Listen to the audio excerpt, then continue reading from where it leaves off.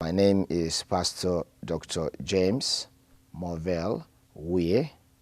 I come from Nigeria. I'm also the co-executive director of the Interfaith Mediation Center International with headquarters in Kaduna, Nigeria. I was born about 49 years ago in the city of Kaduna, and I grew up in the military barracks because my father was a serving officer with the Nigerian army. And when we started growing, he was transferred to many places in Nigeria that I followed him. I traveled extensively around Nigeria because as my father moves from north to southeast, I went with him. As he came back to southwest, I was also with him, and eventually he discharged from army. I also had my initial training as a cartographer, as a map maker, and I became a very active Christian young person, and I held offices within the Christian economical offices, and from them I became the leader of the young people. And subsequently, owing to the conflicts that we have in Nigeria between Christians and Muslims, and the need for us to be prepared to face any challenge, I became a militia trained to support the church and to protect the church in her activities. There are quite a lot of good things coming from Africa, and like our model of teaching and reducing conflict in the world is a Nigerian model that we have to tell the whole world that good things can come from Africa. But you see very few media people are interested in things that call for peace. They are happy to talk about the war in the Sudan, in the Darfur region, showing pictures of people who have died. They are happy to show footages of the Somalia and the hijackers. They are happy to show the war in the Niger Delta, and they are not talking about other people who are doing very good things. So sensational media coverage has been the issue. Talking about violence, hunger, drought, and about peace, love, friendship, healing is never told. And another thing also with the media is that sometimes you do not report objectively. People looking at the subject and talking from that, they carry their emotions. Instead of talking from objectiveness, they carry their emotions and their belief system. And for me, this is what the media has not done. But I'm happy also that in the recent years, the media are beginning to say, well, if we are talking about terrible things, about people doing bad things, at least there is a new system coming out from Nigeria that has told the story in the United Nations, in many countries like within governments, in Canberra, in Australia, in various governments of the world.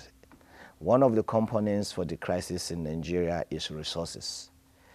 People struggle over resources, will by every means try to get what they call political office.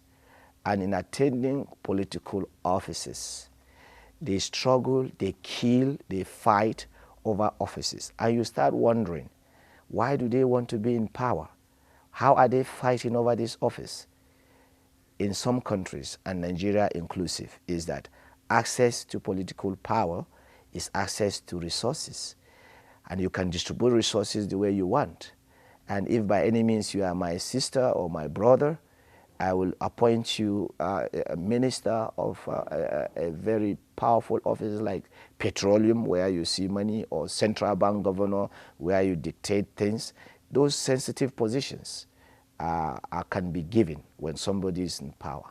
So one is religion. Now, in religious crisis, yes, we do have some religious crises where ideologically we have some differences.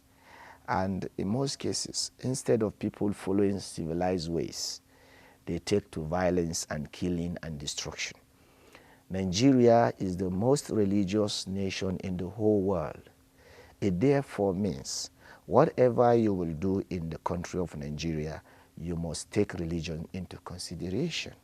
Though we do not see ourselves as a religious nation in total, we see our nation as a nation with different kind of religion.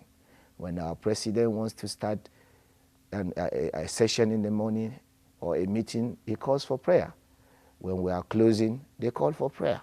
So it means Nigeria is a praying nation. But one thing again that I must say is that it is one thing to be religious and it is another thing to be godly. So you may find conflicting reports saying that Nigeria is also partly corrupt. But today, with the work of the present administration, working on following after Kaduna model, which is a godly model, a model that people use faith and spirituality to address every contemporary issue. Our governor, our president said he will do that, and he will live by the rule of law. So now we have a system of rebranding Nigeria. We have to make the world peaceable.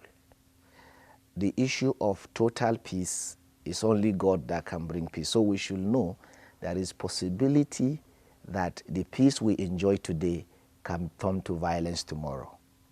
But one thing I want leaders should think, and anybody, young groups, ethnic nationalities, ethnic militia, or drug militia, everybody should know that when you start a problem, it does not end with you.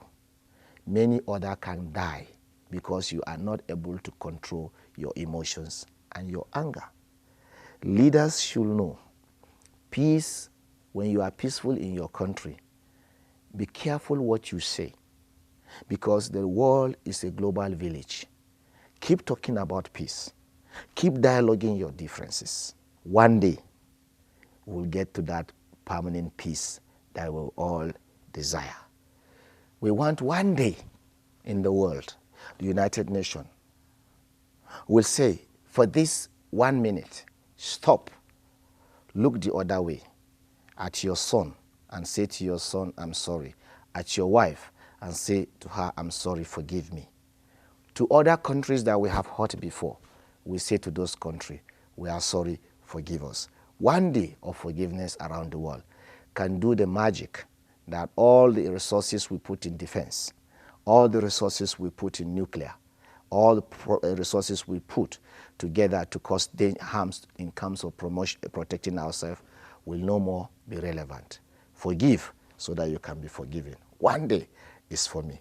And to anybody, viewers out there, I talk to you now directly that learn to share peace, learn the culture of peace and the culture of acceptance. With that, you can turn your enemy into your friend.